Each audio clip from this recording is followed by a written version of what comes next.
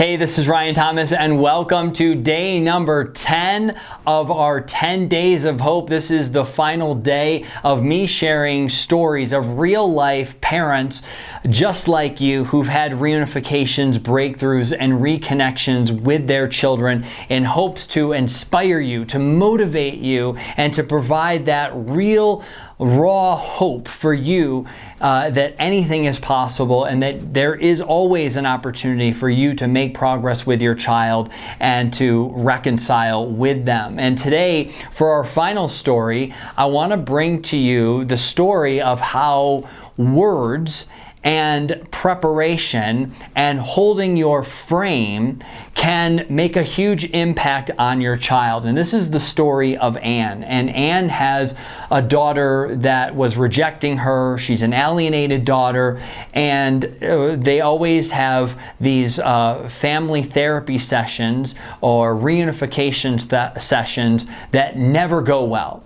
You know, when Anne came to me, she was like, these things are a disaster. I never can get a word in edgewise. My daughter is so combative. Either she'll say nothing or she's angry to me. And the counselor doesn't control anything. The counselor just lets her, sit there. Well, so you're angry with your mom. Okay. Or she'll go and say she doesn't want to see you today. And Anne's like, you're supposed to help facilitate this, but she doesn't want to see you. So Anne is like, I don't know what to do. And I have a reunification therapy session. I don't know whether this is even going to happen, but what should I do? And so what we did was we crafted a message for her that she could share in the meeting. And the most important part about all of this is that sometimes we all allow ourselves to lose our frame, lose our point of view, or what we want to do, which is I need to get some good messages, some good words to my daughter to change things, because this back and forth just isn't working. But sometimes we go, I don't know what to say, or even if I did know what to say, I'm not going to be able to memorize it. I'm not going to be able to go in there and have any type of force or power or control over the situation. And so what we did was we worked together to say, okay, we're going to write a message to your daughter of what you want to say, very carefully worded, very authentic to what Anne actually wanted to share. And the biggest thing about it is we actually are going to assert your control. We are actually for the first time going to feel your power to stay in your frame, which means get the job done. Right? So what we did was we're not worrying about the referee who is not doing their job as a counselor, who's not facilitating anything, and we're not going to let that person run the show, and we're not going to let her daughter set the tone and the energy as well. But we also don't want to bog Anne down from being in the moment and trying to remember things and getting nervous, which she will, because that's normal. So what we did was we said, go in, have your prepared message, and immediately take control. Hey, almost like you've called the meeting. Thanks so much, Dr. whatever the person's name is.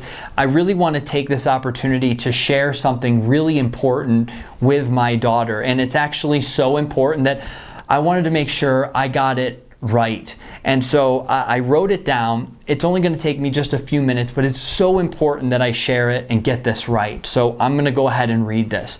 And she just reads.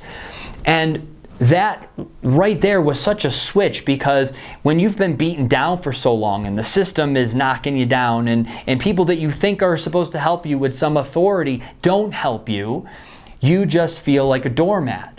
You just feel like there's nothing that you can do. So you forget that you have a voice. You forget you have power. You forget that you can control a situation and a scenario. And so I give Anne so much credit because she did not feel strong. She did not feel confident.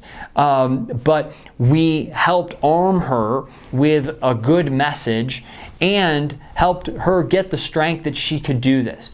And she did so amazing. I'm just so proud of her that she went in there and did exactly that, right?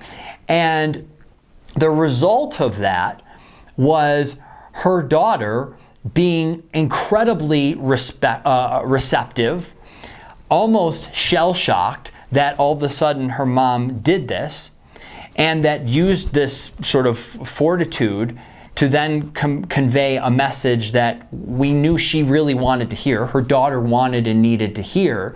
And afterwards, her daughter said, well, would you want to go out to lunch? It is Mother's Day coming up. And Anne was like, yeah, I'll do whatever you want. And they got to go out and have a really nice lunch. They did some walking around, went into some stores, looked around, and that was her Mother's Day. And she said it wasn't on Mother's Day, but she's like, that was the day for me. That she felt things shift, that she felt the opportunity of not only her own strength and her own power, but for her daughter to see her in a different way, and to be able to finally hear the message, and then to be able to see that her daughter wanted to spend time with her, wanted to use the time afterwards to actually engage. And she said it was like old times. She's like, we just snapped right back into it. We're chit-chatting about things, mindless things. And she said it felt so amazing. So I wanted to share this with you because you have more power and control than you may think. You've just allowed it to be pushed down by so many people that I want to empower you that you may be the only person that can unlock your child. Don't wait for somebody else to. Don't wait for some court system or some therapist or some reunification or somewhere down the road for something to change for you. Yes, your daughter or your child is going to be going through changes in Catalyst Living Life, but you have the power to enact some change, to change how they think and how they ultimately behave. And while there's no guarantees on anything, at least you know you can continue to try and try and try. And so I hope that all of these 10 days of examples from all over the map, parental alienation, estrangement, children who've grown up and have an adult life with their own children being reunified. These are all stories of hope, of possibility, of opportunity, and I hope that you can take it and apply it to your own situation. Come back and watch these videos if you're feeling down, and know that there is hope. There is hope out there, and that parents are having breakthroughs and reunification and making progress every single day. And most importantly, all these little good seeds of love, of kindness, of compassion are being planted within children of all ages and all situations, so that it gets their mind spinning, so they can change their mind and their hearts about you, and ultimately their behaviors towards you to start accepting you. Again, my dad and I are living proof of what's possible, as well as all of these parent stories that I've shared with you. So I'm Ryan Thomas. Thank you so much for joining me on these 10 days of hope, and I look forward to talking with you again soon.